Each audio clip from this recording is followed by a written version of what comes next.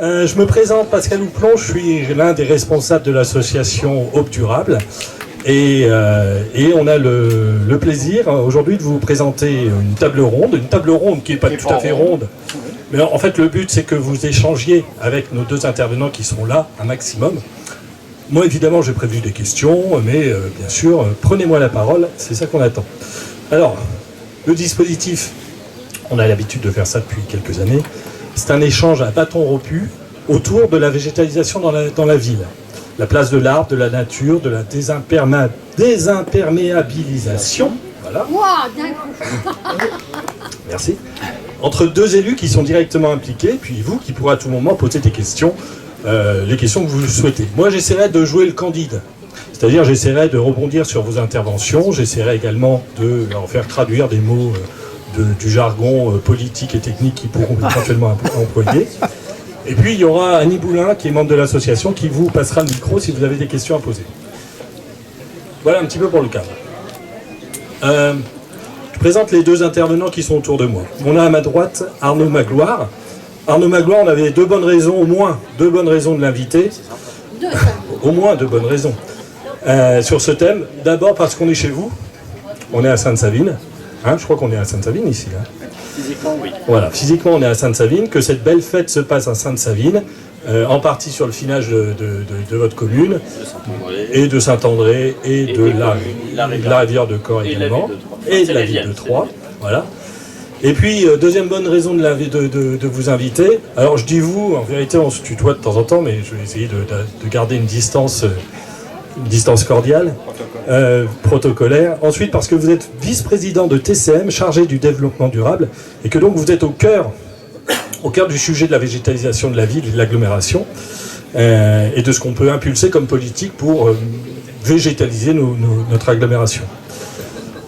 À ma gauche, Dominique Deharbre. Pour pas faire de jaloux, deux bonnes raisons de l'inviter également. Hein.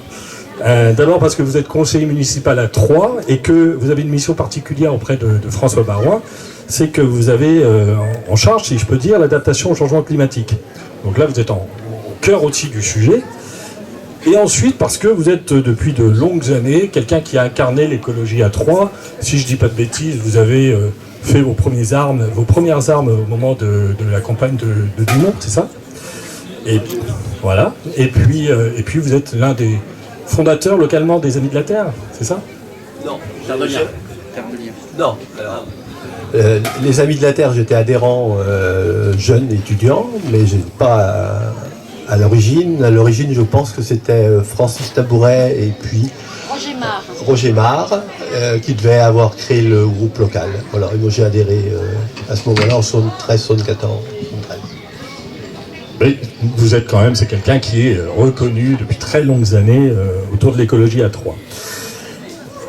Pour commencer, moi, je me tourne vers Dominique Deharbre, mais bien sûr, Arnaud Magloire pourra répondre. Moi, pour commencer, j'ai cette photo que je peux faire passer. Cette photo, c'est la rue Zola, aujourd'hui telle qu'on la connaît, qui a été requalifiée en 2006. Et le projet de rue du Général de Gaulle, telle qu'elle va être requalifiée dans les années prochaines. Et quand on voit ces deux photos, on a la rue Zola, vous la connaissez toutes, qui est extrêmement minéralisée. Moi j'ai compté, il y a 2 arbres, sur tout le linéaire, sur toute la rue, en 2006, 2 arbres. Et la rue de Gaulle, où là on compte plusieurs dizaines d'arbres, même je pense. Donc il y aura plusieurs dizaines d'arbres, là où il n'y en avait aucun. Donc Dominique, qu'est-ce qui s'est passé? Qu'est-ce qui s'est passé pour parvenir d'une rue Zola totalement minéralisée, impossible à vivre quand il y a des grandes canicules, et un projet qui est beaucoup plus végétalisé aujourd'hui sur la rue de Gaulle? Alors si elle est invivable, ça va aller dans le sens de la réduction de la consommation, puisque la rue Émile Zola, elle est pratiquement exclusivement consacrée au commerce. Alors la première différence, c'est que c'était en 2006. D'abord, Pascal se souvient que le projet initial n'était pas tout à fait comme ça. Il y a eu un certain nombre de réunions sur la requalification d'Émile Zola. Et une des composantes importantes, c'est l'architecture. Donc effectivement, si on met des arbres devant une façade, on ne voit plus la façade. Donc la question, est-ce qu'on ferait autrement si on le requalifiait maintenant? Certainement qu'on referait autrement par rapport au coloris des matériaux, par rapport à la végétalisation, mais certainement pas dans le même esprit que De Gaulle, qui, alors pour aller à l'encontre de ce que vient de dire, effectivement, on pourrait dire que De Gaulle c'est mieux parce qu'il y a des arbres, mais pour certaines personnes qui sont dans l'assistance, c'est moins bien parce qu'il y a des voitures. Donc il y a des places de stationnement. Donc c'est un mixte. Pourquoi? Parce que la rue Général de Gaulle, elle a beaucoup souffert. Et donc pour relancer, on a pris un choix, encore une fois, mixte. Alors la végétalisation, je pense qu'elle répond effectivement à une urgence climatique, mais les places de stationnement et la voiture, c'est aussi pour continuer de redynamiser une rue qui a beaucoup souffert. Alors est-ce qu'on ferait la même chose, puisque la question était un peu... Peut-être qu'on ferait la même chose, ou en tout cas pas très différemment pour la rue Émile Zola, encore une fois, par rapport à un besoin.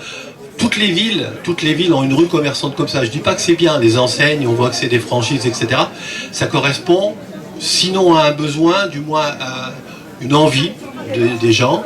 Bon, la promenade, moi j'aime bien me promener rue Général de Gaulle. C'est vrai, quand il fait chaud, il vaut mieux s'arrêter à une terrasse, mais voilà.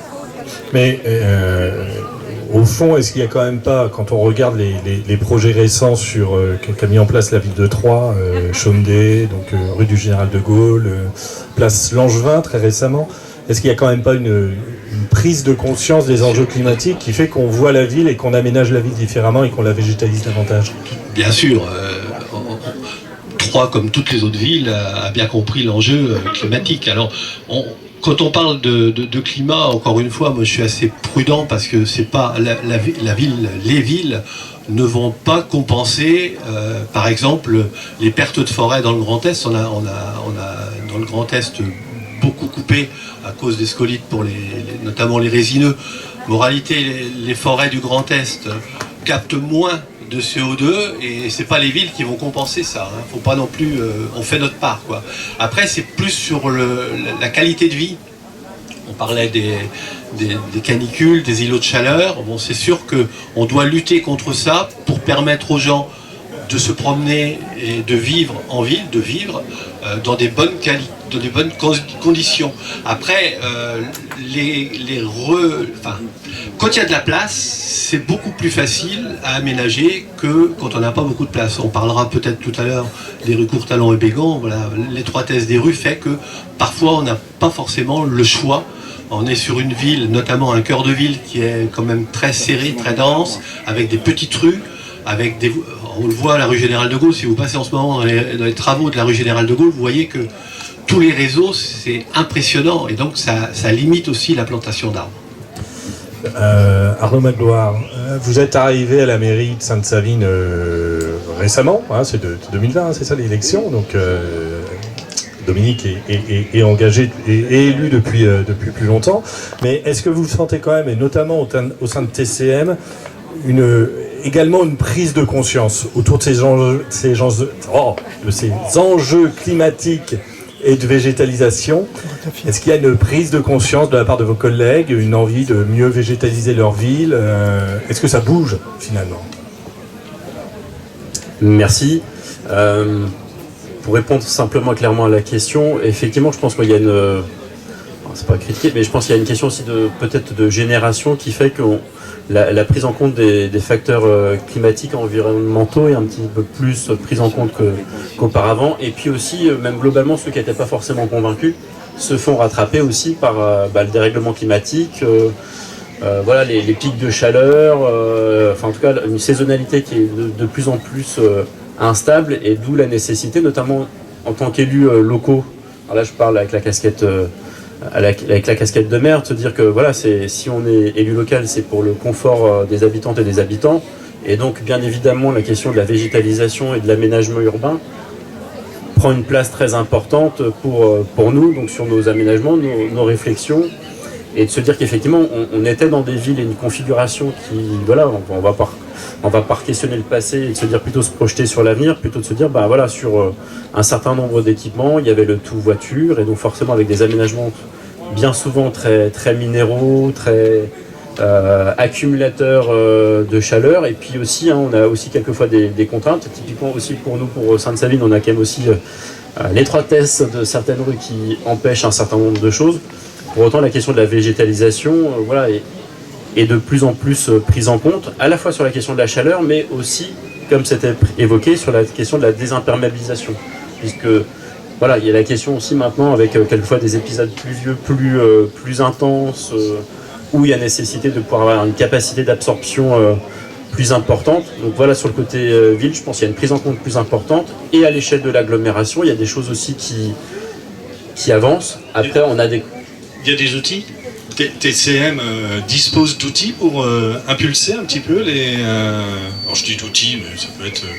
Comment TCM peut inciter les villes à végétaliser? Alors, pour l'instant, il n'y a pas d'outils en tant que tel. Par contre, sur la question de la... C'est par des biais des fois indirects, sur la question demain, sur la question de la mobilité, notamment aussi sur des fois des aménagements qui peuvent être faits demain, c'est la question de la végétalisation d'un certain nombre d'éléments, notamment quand on parle de places de stationnement, il y a des choses qui peuvent avancer. Sur la compétence propre de TCM, on est plutôt en chef de file sur des orientations stratégiques, au travers notamment du plan climat et énergie territoriale, puisqu'en fait, là aussi, en fait, chaque bloc a ses... Expliquez peut-être ce que c'est que le plan PCAET, le plan climat et énergie territoriale. Donc c'est un document qui est obligatoire pour les EPCI, enfin en tout cas les établissements publics de coopération intercommunale, donc en fait l'agglomération. Voilà, de notre taille, on a obligation de travailler sur ce document avec un certain nombre d'orientations. C'est la réduction des gaz à effet de serre, sur la question de la qualité de l'air, la question de l'énergie. Et donc c'est un document structurant pour le territoire avec un certain nombre de grandes orientations. Après, je vais pas faire... On m'a dit de simplifier les choses. Et quand on est élu, des fois, on se rend compte qu'il y a plein de documents très techniques et que le schéma du dessus... chacun doit respecter les orientations des uns et des autres. En tout cas, sur la question, il y a des orientations sur la qualité de l'air, puisque quand on parle de végétalisation, on parle aussi de la question de la chaleur, mais en végétalisant, ça contribue aussi à l'amélioration de la qualité de l'air. Et indirectement, quand on défait le fil, on parle aussi après indirectement de la place de la voiture dans les aménagements, donc la question aussi de la mobilité, ou des aménagements. Et donc, c'est des choses finalement sur lesquelles les uns et les autres, et globalement, enfin, je vois des communes voisines présentes, que ça soit 3. Tout le monde en fait a envie de développer parce qu'en fait c'est une demande des habitantes et des habitants sur la question notamment de la mobilité. Ça fait lien aussi typiquement nous sur le finage de Sainte-Savine, on a le parc du Grand 3 avec des demandes aussi croissantes pour les entreprises. En fait il y a une demande des citoyens mais il y a aussi une demande de plus en plus des entreprises sur notamment la question à la fois de la végétalisation, sur la question des aménagements, de la qualité de vie, puisque la qualité de vie dans un territoire fait venir aussi de l'activité, indirectement de l'activité économique, et souvent certains nous challengent aussi sur la question de la mobilité. Donc je pense qu'on est quand même plutôt sur alors ça va jamais assez vite, j'en conçois, il faut être patient. Je sais qu'on nous demande d'être patient pour certains, mais il y a des choses qui avancent. Alors,